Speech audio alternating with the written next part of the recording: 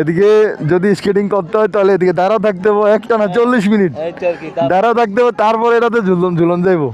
আজকে যেহেতু ডিসি পার্কে আইছি ডিসি পার্কে যেহেতু আইছি আমি এটাতে স্কেটিং করবো আজকে ভাই। এবার যদি 2 ঘন্টা দাঁড়া দেওয়া লাগে তাও করবো। খালি মেয়ে করে স্কেটিং উঠাইতেছে, আম করে উঠাইতো না গিল্লেগা। হ্যাঁ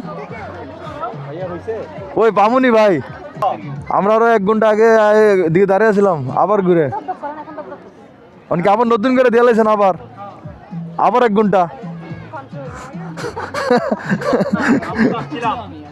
আপনি বললেন যে 40 মিনিট 1 ঘন্টা পর আসতাম, এর লিগে আবার আইছি। ও ভাই একটা বিমানের টিকিট দিও না ভাই। হে মোবাইল হাতে লেগে যে ঘুরতেছে। এই যে কাঙ্ক্ষিত কাঙ্ক্ষিত এই যে বিমানের টিকিট, এটা দিয়ে কি এটাতে খালি আমি উড়বো, দৌড়ি দিয়ে উড়বো। যাক টিকিট ফাইনালি পাইছি, এটার লেগে আমরা আধা ঘন্টা 1 ঘন্টা ধরে ঘুরতেছি। যাক ফাইনালি কি কয় স্কাই ডাইভিং না কি ওটাতে লাগে আমি উঠে যাইতেছি। এই যে টিকিট উপরে যাইতেছি গিয়া, দেখি কি অবস্থা। আমি কোনো সময় স্কাই ডাইভিং এভাবে করি নাই। এখন চট্টগ্রাম এই যে ডিসি পার্ক, এখানে এই সেট আপটা রাখা হয়েছে। এদিকে দেখি কি অবস্থা আর কি। তার ভিতরে আকাশের ছোঁয়া, বিমানের ছোঁয়া। হ্যাঁ তারপর দেখি বিমানের ছোঁয়া পাবো আমি।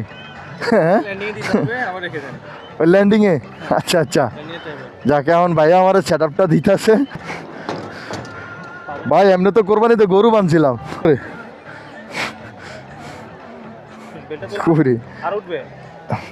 ঠিক আছে, আমি কি মাঝখানে যায় 2 হাত ছাইরা শাহরুখ খানের মতো ফিল দিতে পারবো না?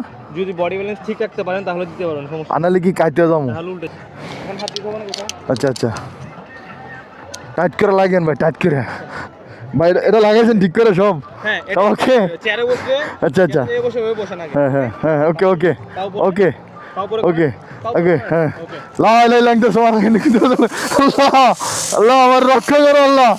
পথে বিমানের ছোঁয়াটা ছোঁয়া এমন একটা অবস্থা, আমি তো কি আমার বাড়ি খামুনি হেলমেটে পুরো আয়া পড়ছি। ওকে ওকে রিল্যাক্স রিল্যাক্সে দাঁড়ামো। আচ্ছা আচ্ছা, আসেন আসেন সামনের দিকে আসেন, আগে হালকা উঠবেন, হ্যাঁ হ্যাঁ ঘুরে যান ভাই, মাথাটা নিয়ে ঘুরে যান। ওই পাবে না, ওই ভাব দিয়ে এই পাশ দিয়া। যাক বিমানের ছোঁয়া নিলাম হালকা পাতলা। আচ্ছা আচ্ছা, যাক ঠিক আছে। কই নাম ওই দিক দিই তো। ওকে ল্যান্ডিং শেষ, ল্যান্ডিং করে এসেছি, এখন বিদানের পালা। ওকে আল্লাহ হাফেজ।